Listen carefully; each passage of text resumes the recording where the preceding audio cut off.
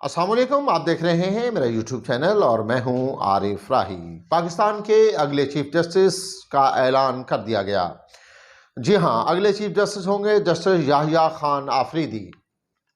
पाकिस्तान में 26वीं आईनी तरमीम के बाद अब कमेटी तश्कील दी गई थी और उस कमेटी ने जो है वो जस्टिस याहिया खान आफरीदी का नाम जो है उसको फाइनल कर लिया है।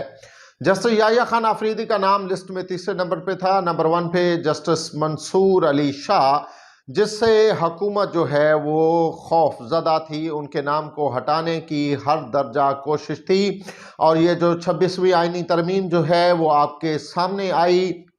आपने देखा कि 26वीं आईनी तरमीम जो है वो किस तरह से की गई।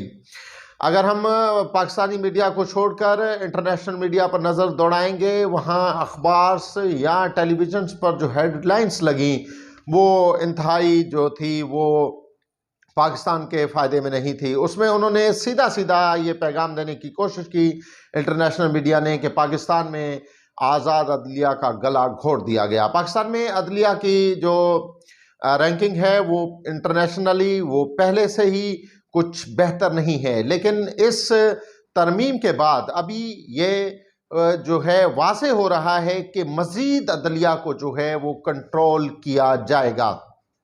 वो सीनियर जज को जो है रिप्लेस करके उसकी जगह पे दूसरे जज को लगाने का मकसद अपने मफादात को तरजीह देना है।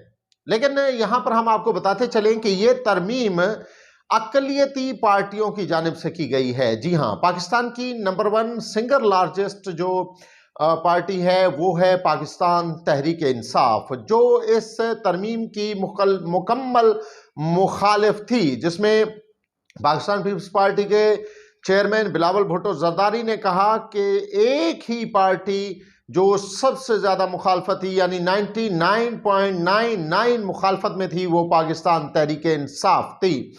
और इस वक्त भी अगर देखा जाए तो पाकिस्तान तहरीक इंसाफ ने इस पर अपना दो टोक ऐलान किया है। उनका कहना है कि वो अपने इस आईनी तरमीम को वो चैलेंज करेंगे, सुप्रीम कोर्ट में चैलेंज होगी और आया देखते हैं कि अभी 2 या 3 दिन बाकी हैं, इसमें क्या कुछ पेशरफ्त आती है। क्या पाकिस्तान तहरीक इंसाफ इस तरमीम को चैलेंज करती है और सुप्रीम कोर्ट इसको अडॉप्ट करता है और इस तरमीम पर जो है वो कोई फैसला आता है।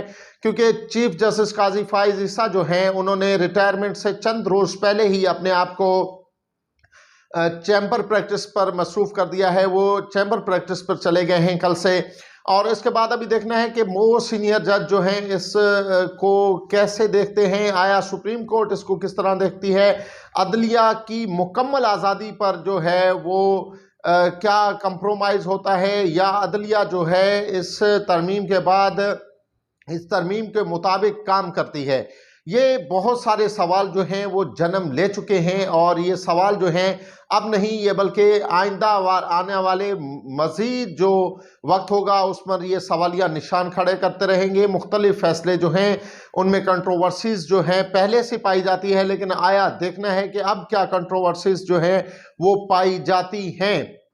क्योंकि पहले काफ़ी हद तक अदलिया में ये चीज़ नहीं थी, लेकिन अभी अदलिया के चीफ जस्टिस को अगर जो हुकूमती कमेटी है वो लगाएगी तो इसमें बहुत सारे सवाल जो हैं वो तो जन्म लेते हैं। वो सवाल सिर्फ हम नहीं उठा रहे बल्कि इंटरनेशनल मीडिया भी उठा रहा है। इंटरनेशनली इस चीज़ को भी फोकस किया जा रहा है, वहाँ भी देखा जा रहा है कि आया पाकिस्तान में ये सूरत हाल किस तरफ जा रही है।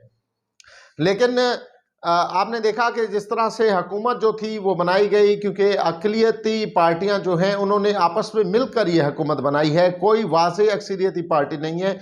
अगर सिंगल लार्जेस्ट पार्टी देखा जाए तो वो भी पाकिस्तान तहरीक इंसाफ है और उसी के साथ पाकिस्तान तहरीक इंसाफ ने कल से जो है ये बात सामने आ रही है कि वो फिर से एहतजाज की तरफ जाएंगे और एहतजाज करेंगे। वकला जो हैं उन तंजीमों की जानिब से भी ये धमकी दी गई है, उन्होंने भी अंदिया दिया है कि वो भी जो है एहतजाज करेंगे, इस कानून को नहीं मानेंगे। क्योंकि कल जो आईनी कमेटी बैठी थी जिसने इस सारे प्रोसेस को देखा और जस्टिस याहिया आफरीदी का नाम जो है वाज़ेह किया, उसमें JUI जो है वो इसकी मुखालफत की है उन्होंने, और उन्होंने कहा है कि जस्टिस मंसूर अली शाह जो है वो चीफ जस्टिस बने। इसी के साथ पाकिस्तान तहरीक इंसाफ ने इस कमेटी का मुकम्मल बायकाट किया, उन्होंने इस कमेटी में शिरकत से ही इनकार कर दिया।